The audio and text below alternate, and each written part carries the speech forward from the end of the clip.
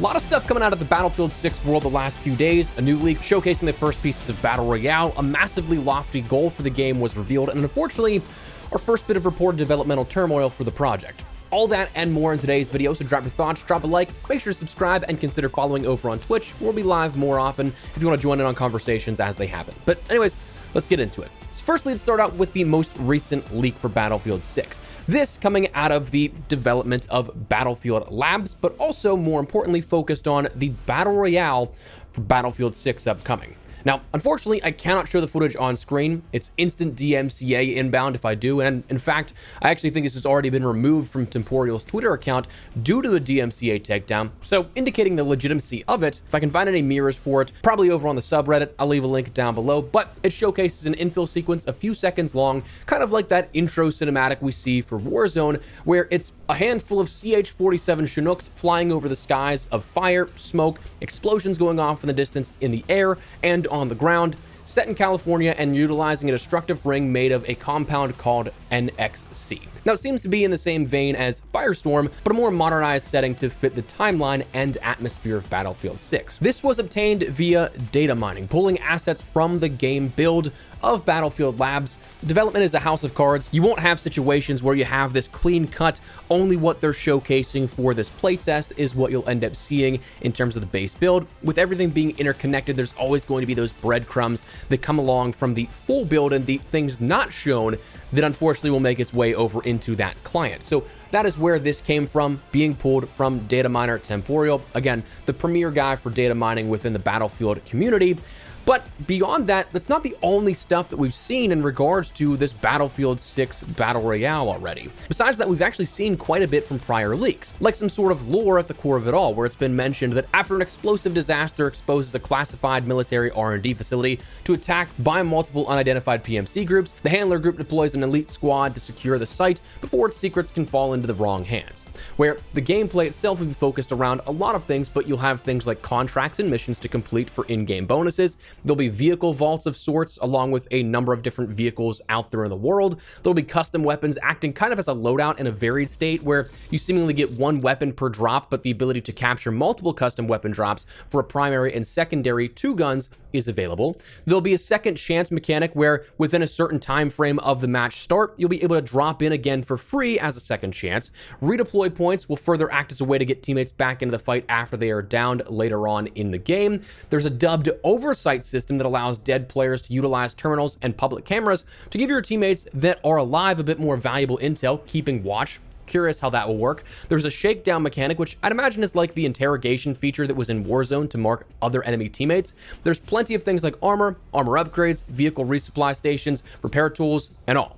So we've seen all that kind of stuff data mined in droves, but the fact the movie files are in there now is an indicator of a further production and progress on that base build. But that was the new stuff that was data mined here, but beyond that, we saw a report that talked about Battlefield's lofty goals for this upcoming project, and unfortunately some developmental turmoils that associate with the campaign of the project. So let's talk firstly about the lofty goals here, because of course Battlefield 6 is looking to offer the sort of complete package this time around by comparison to what we see in the industry. This report from Ars Technica directly puts Battlefield sort of in that line of they're fighting for competition with Fortnite, with Call of Duty. So offering a complete offering of campaign, multiplayer, and now Battle Royale with stuff like Portal and whatever things like Gauntlet shape up to be, and all that look to be a more complete package than previously offered, offering a little bit of something for everyone, kind of. And again, going up against the likes of Call of Duty and Fortnite, those offerings are sort of in line with those other titles would bring to the table. But the lofty goal, because of this, trying to reach as many players as possible, executives apparently want Battlefield 6 to reach 100 million players during its lifespan. That's ambitious to say the least, maybe a little crazy of expectations. For perspective, Warzone hit 100 million players, but it took 13 months and the COVID lockdowns to do that. Everyone was inside with nothing to do, so many took to gaming, and that was kind of their only outlet. That absolutely blew up numbers, not only just for Warzone, but the gaming industry in general. But what's crazier still is the still daunting numbers that Fortnite will pull. I mean, in November of 2023 alone, Fortnite OG returned. 100 million players dropped into Fortnite in that singular month. So kind of crazy to consider the scaling of all that kind of stuff, and by comparison to what we see, how much of a footprint each of those end up having. I think that Warzone is probably the more adequate comparison as opposed to Fortnite that Battlefield may want to end up leaning into for those projections. If I'm not mistaken, Fortnite now currently accounts for all projects like Battle Royale, Creative, UEFN, Lego Fortnite, Festival, Ballistic, and so on. So kind of like the Roblox-esque sort of style to it, where there's games within the game underneath that umbrella, but Warzone is still just that sort of singular package, packaged annually with Call of Duty's premium title. So again, that is incredibly ambitious when you consider the scaling and the timing of each of those that it took to get to those numbers. Now, granted, they don't want to hit this within the first month. They don't care if the launch of the game hits 100 million players. That's not their goal. They want it to be something that over time they reach that during the lifetime of this game's support and in that live service window. But still, that's kind of insane. Battlefield, with all due respects to the franchises, has always been smaller in terms of footprint, even on their best years. To me, I kind of consider it like a food awareness type of thing, where, not to start any food debates or anything like that, but Call of Duty is absolutely, to me, the McDonald's of it. Recognizable, quick, easy to ingest, accessible. Battlefield could be like something In-N-Out maybe. Still super recognizable, a lot of brand recognition, but more regional and maybe not everybody's flavor, but a giant in its own right. But head to head, it won't print nearly as much money as McDonald's. And for the diehard FPS fans, there's probably a game out there that's the hidden gem of your local town or city that makes the best burger by comparison out there, but obviously wouldn't stack up against COD or McDonald's or Battlefield and In-N-Out. So to have that lofty of a goal, you better be swinging for the fences and make sure that product is A-okay in every single right and is a product that can really disrupt the industry. And hey, I'm not saying that it's impossible. Free-to-play opens up a ton of avenues if this Battle Royale is something that does stack up to be everything that's being said to be, where it's a free offering that's going to be a springboard to Battlefield premium titles and everything, where that's one of the biggest learnings of the industry in recent times, for better or for worse, whether that's something that you as a consumer like or not. That's just one of those things that's proven beneficial in that avenue to boost those player counts. But again, that all depends on the product being something that is incredible. Like, simply plain and simple, has to be incredible to reach those kind of numbers and continuously grow over time. And that's where the other part of this report kind of is unfortunate to hear, because it seems like there's now a little bit of turmoil in the Battlefield camp. According to that Ars Technica report, all of that lofty package is slated to launch before April 2026's fiscal year. That's sort of backstop that EA set for it, meaning that it will launch before March 31st of next year, and that likely a fall launch is being eyed by many executives. But the troubling part of this comes in the campaign elements of the game that may be in jeopardy. Obviously, we've seen a lot of gameplay from what we've seen from multiplayer out of Battlefield Labs. That is something that, by all accounts, yes, there are things that you could debate on either side, whether you want more casual or more hardcore Battlefield experience. Either side has points that they could make, but the overall sort of gameplay looks at its core to be pretty solid, at least better than what we saw with Battlefield 2042.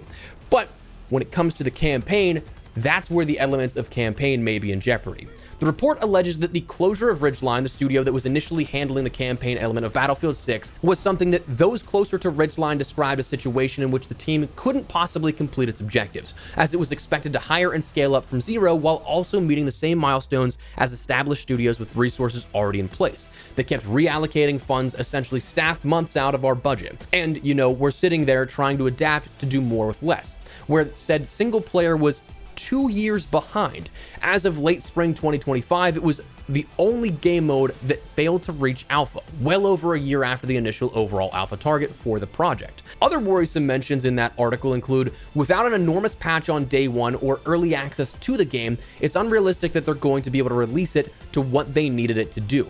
If the single player mode is a linear narrative campaign as originally planned, it may not be possible to delay missions or other content from the campaign to post-launch seasons. They might have to cut a part of the single player out in order for the game to release with a single player on it, or they would have to severely work through the summer and into the later part of this year to try and fix that. So, not ideal, not by any means. But there's a few different ways I think that we can look at this. One, you can go the extremely critical route, which is totally fine. But you'll think like this is bad for the health of the game and the overall product, kind of like Justin Timberlake's style of this is going to ruin the tour, the world tour. You could be critical of it, not necessarily too as such an extremely critical perspective, where you could be like, okay, this is damaging for the overall product that will certainly make some noise, but with the history of Battlefield campaigns, it probably isn't the end of the world for Battlefield 6 if it becomes an episodic thing or perhaps is even cut altogether. You could be on the fence of it, like, okay, dev crunch is unfortunately a huge part of the industry, and while it's certainly not right, it's also not out of the ordinary for these large-scale projects to see that kind of stuff to get something to the finish line. Now, how much of the severity of it and the chance for completion, of course, still up in the air. Or you could be semi-optimistic, and I don't mean that in the sense of like, oh, I'm happy to hear this isn't working out, like, awesome, but more of the case of like, this is the first report we're hearing about this, and perhaps it's disgruntled employees, or something could be outdated, or it might be something lost in translation, where maybe we don't have the full story. Or it could be something like, okay, well, I don't really care about campaigns so long as a good multiplayer is there, and it's an afterthought to you. So like, I think there's a number of different ways that you could approach this, and all are equally valid. Personally, I'm a little bit of the critical, on the fence, and semi-optimistic all meshed into one. Like, I personally don't think this is going to tank Battlefield 6. I don't think this is going to ruin the game. Will it suck to see? Will it have larger implications for the weight of the launch and the sort of complete product as a whole? Sure, I definitely think you can say that. And at the same time, I do recognize that not just for this game, but industry-wide, there's a huge culture problem of crunch and getting stuff to the finish line that makes working on these games at the very last second some nightmares. I don't think it's right, but it's something that does happen with many studios and many larger publishers. But I'm also on the optimistic side of this here as well, because in my own right, while campaign would definitely be nice to have, the multiplayer is my big thing that I will focus on for sure, and I'm sure a lot of other people are like this, that it seems like from Battlefield Labs, again, you can make arguments about some core design decisions all you'd like, but it seems like everything is at least on the right path for multiplayer in regards to getting something that's more complete, getting something that's more polished, and is something that hopefully can stack up against some of the classics of the Battlefield franchise. And if you're looking at the most recent comparison of 2042, I mean, I think one of the sentiments we've seen all around is that the alpha we have right now with Labs is already better than the launch version of 2042. But I'm certainly not discounting any of this in any way, but also at the same time, as a more optimistic person overall, I also don't want to write anything off of this just yet, because I truly am rooting for this game. Lord knows the FPS space needs some genuine competition and a game for people to fall in love with, and I'm really hoping that this can be one of those games. But it's certainly worth hearing out these perspectives and having the insight that some things might not be as perfect as we may like them to be. So in that sense, without keeping it too long, what do you think of these reports? Do you care about the state of the campaign? Do you think it's going to be indicative of larger faults that we may see fall on the Battlefield 6 full product? Or whatever the case, let me know your thoughts down below. But for now, that's where we're going to wrap it up. Let me know your thoughts. Drop a like if you guys enjoyed the video, and make sure to subscribe for more Battlefield 6 and other FPS coverage. I'd love to have you in the community. But for now, thanks so much for watching. My name is Espresso. I'll see you later. Take care, and peace.